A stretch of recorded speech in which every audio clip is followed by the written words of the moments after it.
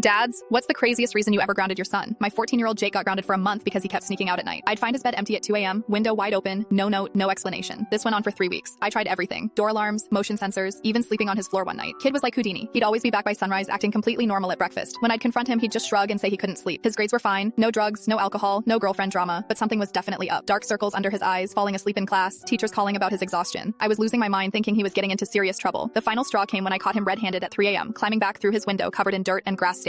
I was waiting in his room with my arms crossed, ready to unleash 3 weeks of built-up frustration. That's it, I said. You're grounded. 1 month. No phone, no friends, no leaving this house except for school. Jake just nodded and went to shower. Didn't even argue. That should have been my first clue something wasn't right. 2 days into his grounding, Mrs. Patterson from down the street knocked on our door. She was crying, holding a plate of cookies and a handwritten note. Is Jake in trouble? She asked. He hasn't been by in 3 days and I'm getting worried. I was confused. Been by for what? She looked surprised. You don't know? Jake's been coming over every night since my husband died. He sits with me while I have my evening tea, helps me remember to take my medications, and makes sure I lock all my doors before bed. My stomach dropped. Every night? For almost a month now. He said his dad knew about it. She handed me the note. It was from Jake, explaining that he'd noticed her light staying on all night and thought she might be lonely or scared. Mrs. Patterson continued. After the funeral, I couldn't sleep. The house felt so empty and dangerous. Then Jake appeared at my back door one night, said he was having trouble sleeping too, and asked if I wanted company. She wiped her eyes. He never asked for anything, just sat at my kitchen table doing homework while I puttered around. Sometimes we'd watch old movies together. He made me feel safe again. I felt like the worst father in the world. Mrs. Patterson, I had no idea. I thought he was getting into trouble. Oh, honey, that boy's an angel. He even researches my medications online to make sure I'm taking them correctly. Last week, he caught a dangerous interaction my doctor missed. When Jake came home from school, I was waiting with Mrs. Patterson's note. He read it and sighed. I wanted to tell you, but I thought you'd make me stop. She needed help and I couldn't sleep anyway. Why didn't you just ask me? He looked embarrassed. You've been working double shifts since the divorce. You're already stressed about money and mom moving away. I didn't want to add another problem. I stared at my son, this kid I'd been yelling at for weeks, realizing he'd been spending his nights taking care of a grieving widow while I was convinced he was heading down a bad path. The grounding's lifted, I said, but next time you want to help someone, just tell me. We'll figure it out together. Jake smiled for the first time in weeks. Can I go check on Mrs. Patterson tonight? She's probably worried. That evening, I walked him over to her house and met the woman my son had been secretly caring for. She hugged him like he was her own grandson and insisted we both stay for dinner. As I watched Jake help her with her evening pills and double check her door locks, I realized I wasn't raising a troublemaker. I was raising the kind of man who sees someone in pain and quietly fixes it.